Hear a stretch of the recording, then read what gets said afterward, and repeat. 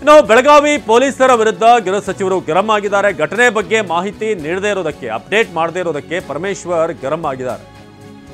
SP ಮತ್ತು commissioner ವಿರುದ್ಧ ಅಸಮಾಧಾನ ವ್ಯಕ್ತಪಡಿಸಿದ್ರು ಗೃಹ ಸಚಿವ Parameshwar. Police commissioner Yeda Martin ಅವರ ಜೊತೆ ಮಾತನಾಡುವಂತಹ ಸಂದರ್ಭದಲ್ಲಿ ಎಸ್ಪಿ ಡಾಕ್ಟರ್ ಭೀಮಾಶಂಕರ್ ಗುಳೇದ್ ಕೂಡ ಇದ್ರು. ಅವರ ವಿರುದ್ಧ ಕಿಡಿಕಾರಿದ್ರು ಡಾಕ್ಟರ್ ಪರಮೇಶ್ವರ್. ಘಟನೆ ಸಂಪೂರ್ಣ ಮಾಹಿತಿಯನ್ನು ನೀಡಿದ್ರು ಯಡಾ ಮಾರ್ಟಿನ್. ಏನಾಯಿತು ಅಲ್ಲಿ ಅರೆಸ್ಟ್ ಆದ ಸಂದರ್ಭದಿಂದ ಸುರಕ್ಷತೆ ದೃಷ್ಟಿಯಿಂದ ಕರೆದೊಯ್ದ್ವಿ ಅಂತ ಸಮಜಾಯಿಷಿ ಕೊಟ್ಟರು. ಬೆಳಗಾವಿ ಪೊಲೀಸ್ ಕಮಿಷನರ್ ಕಚೇರಿಯಲ್ಲಿ ಸಭೆ.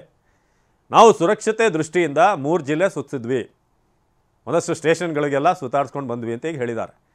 ಬೆಳಗಾವಿ ಪೊಲೀಸ್ ಕಮಿಷನರ್ ಕಚೇರಿಯಲ್ಲಿ ಸಭೆ.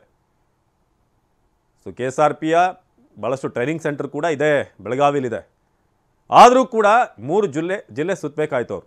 ಘಟನೆ ಬಗ್ಗೆ ಸಂಪೂರ್ಣ ಮಾಹಿತಿಯನ್ನು ಪಡೆದಂಥ ಸಚಿವರು ಸೊ ಸಿಟಿ ರವಿ ಅವ್ರನ್ನ ಸೇಫ್ಟಿ ದೃಷ್ಟಿಯಿಂದ ನಾವು ಬೇರೆ ಬೇರೆ ಕಡೆಗೆ ಶಿಫ್ಟ್ ಮಾಡಿದ್ವಿ. ಮೊದಲೇ ಮಾಹಿತಿ ನೀಡದೇ ಇರೋದಕ್ಕೆ ಗೃಹ ಸಚಿವರು ಕೂಡ ಪರಮೇಶ್ವರ್ ಅವರು ಕೂಡ ಗರಂ ಆಗಿದ್ದಾರೆ. ಎಸ್ಪಿ ಮತ್ತು ಕಮಿಷನರ್ ವಿರುದ್ಧ ಅಸಮಾಧಾನ ವ್ಯಕ್ತಪಡಿಸಿದ್ದಾರೆ. ಸೊ ಇಲ್ಲಿ ಒಬ್ಬ ಹೋಮ್ ಮಿನಿಸ್ಟರ್ಗೆ ಇನ್ಫಾರ್ಮೇಷನ್ಗಳು ಕರೆಕ್ಟಾಗಿ ಅಪ್ಡೇಟ್ ಆಗ್ತಾ ಇಲ್ಲ ಅಂತಂದರೆ ಪೊಲೀಸರ ಕಡೆಯಿಂದ ಕಮ್ಯುನಿಕೇಷನ್ ಆ ಒಂದು ಸಿಸ್ಟಮ್ ಹೇಗಿದೆ ಅನ್ನೋದ್ರ ಬಗ್ಗೆ ಈಗ ಪ್ರಶ್ನೆ ಮಾಡುತ್ತೆ. ಯಾಕಂದರೆ ಅಲ್ಟಿಮೇಟ್ಲಿ ಹೋಮ್ ಮಿನಿಸ್ಟರ್ ಅವರಿಗೆ ಪ್ರತಿಯೊಂದು ಆಗು ಹೋಗು ಕೂಡ ಗೊತ್ತಾಗಬೇಕು.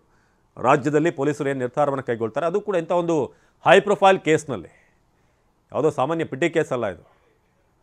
ಸೊ ಗೃಹ ಸಚಿವ ಪರಮೇಶ್ವರ್ ನೇತೃತ್ವದಲ್ಲಿ ಮೀಟಿಂಗ್, ಘಟನೆ ಬಗ್ಗೆ ಸಂಪೂರ್ಣ ಮಾಹಿತಿಯನ್ನು ಪಡೆಯುತ್ತಿದ್ದಾರೆ.